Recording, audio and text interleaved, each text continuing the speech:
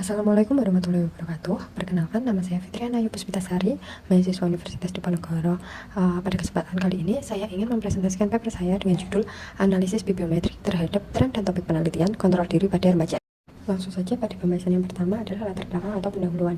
Nah, paper ini dilatar belakangi dari masa remaja merupakan periode kritis yang dalam perkembangan individu yang ditandai dengan perubahan fisik, emosional, dan sosial yang signifikan. Nah, salah satu aspek penting yang mempengaruhi kesejahteraan remaja adalah kemampuan mereka untuk mengendalikan diri sendiri. Namun, banyak remaja menghadapi tantangan dalam hal ini yang dan hal tersebut dapat berkontribusi pada berbagai masalah jangka panjang dan jangka pendek remaja. Nah, kontrol diri itu merupakan salah satu aspek psikologis yang berperan penting dalam perkembangan remaja, di mana kemampuan untuk mengendalikan dorongan, emosi, dan perilaku sangat diperlukan agar remaja itu dapat menyesuaikan diri dengan lingkungannya. Nah, kontrol diri ini, remaja yang memiliki kontrol diri yang baik itu mereka akan memiliki pencapaian akademis yang lebih baik, hubungan sosial yang baik, dan juga kesehatan mental yang stabil. Sebaliknya, kurangnya kontrol diri dalam diri remaja dapat menyebabkan berbagai permasalahan seperti perilaku impulsif dan agresif, kecanduan, kenakalan remaja, dan masalah psikososial lainnya.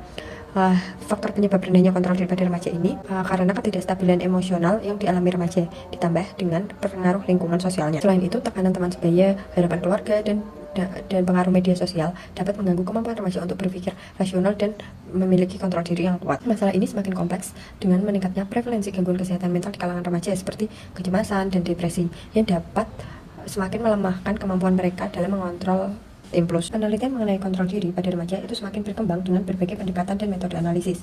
Salah satunya adalah dengan analisis bibliometrik. Analisis bibliometrik ini digunakan untuk mengidentifikasi tren penelitian, topik penelitian, dan juga pola publikasi dalam suatu bidang tertentu. Nah, dengan menggunakan teknik ini dapat memperoleh pemetaan yang komprehensif mengenai bagaimana penelitian kontrol diri pada remaja berkembang dari waktu ke waktu, termasuk jurnal-jurnal yang berpengaruh, penulis yang berkontribusi, dan topik yang mendominasi. Nah, melalui analisis bibliometrik ini, penelitian ini bertujuan untuk mengetahui tren dan topik penelitian yang berkaitan dengan kontrol diri pada remaja. Dengan mengenali informasi dari berbagai publikasi ilmiah, penelitian ini diharapkan dapat memberikan gambaran yang lebih jelas mengenai perkembangan penelitian di bidang ini, serta mengidentifikasi arah penelitian yang berpotensi untuk dikembangkan di masa yang akan datang. Selanjutnya, masuk pada metode penelitian. Nah, penelitian ini menggunakan metode literatur review dengan pendekatan bibliometrik yang bertujuan untuk menganalisis evolusi domain penelitian secara kuantitatif. Dan sumber datanya diambil dari database Scopus dan dianalisis dengan Microsoft Excel dan FastViewer. Proses dari pengambilan data ini awalnya pencarian data dilakukan di Scopus dengan kata kunci self-control dan adolescent. Kemudian ditemukan 4.670 artikel tanpa filter tambahan. Nah, tahap selanjutnya itu dilakukan penyempitan hasil pencarian dengan mempertahankan artikel yang relevan berdasarkan kata kunci tersebut. Nah, kemudian di-download dengan format CSV dan kemudian dilakukan pemeriksaan atribut bibliometrik untuk memastikan kelengkapan data. Setelah itu baru dianalisis dan divisualisasi menggunakan FastViewer. Selanjutnya masuk pada hasil penelitian. Dari hasil analisis yang menggunakan database Scopus ditemukan 12 tipe dokumen yang membahas variabel kontrol diri. 3 tipe dokumen yang paling dominan adalah artikel jurnal, review, dan juga book chapter.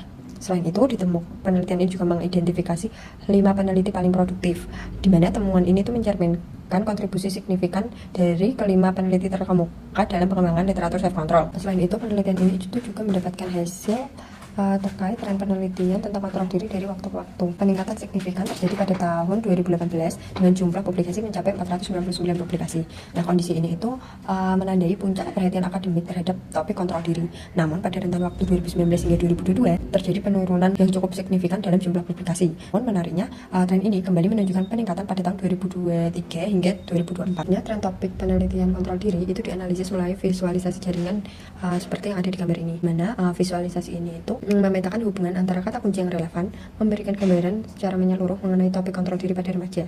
Nah, setiap bulatan pada peta visualisasi itu mempresentasikan kata kunci yang sering muncul dengan ukuran bulatan menunjukkan tingkat keterkaitan topik tersebut dengan artikel lain. Dari hasil analisis visualisasi keoccurrence tadi dari FastViewer itu didapatkan 7 tema atau 7 klaster yang diklasifikasikan atau ditandai dengan masing-masing warna.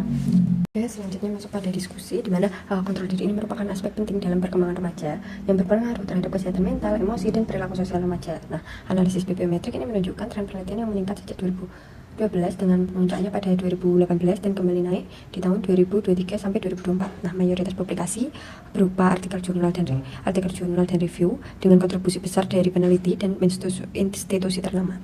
Nah, hasil analisis ini mengelompokkan fokus penelitian dalam 7 klaster yang mencakup gangguan perilaku, empati, agresi, kecemasan, hingga peran lingkungan.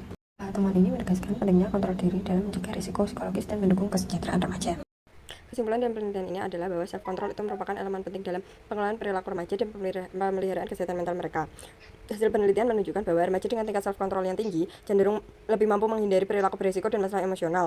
Namun, sebagian besar penelitian yang ada itu masih berorientasi pada aspek teoritis, sehingga terdapat kebutuhan untuk studi yang lebih aplikatif dan juga intervensi. Mengingat meningkatnya perhatian terhadap isu kesehatan mental pada remaja, perlunya pengembangan pendekatan yang lebih holistik dan inklusif untuk mendukung pembentukan self-control pada remaja. Baik, terima kasih atas perhatiannya. Mohon maaf jika ada kesalahan. Wassalamualaikum warahmatullahi wabarakatuh.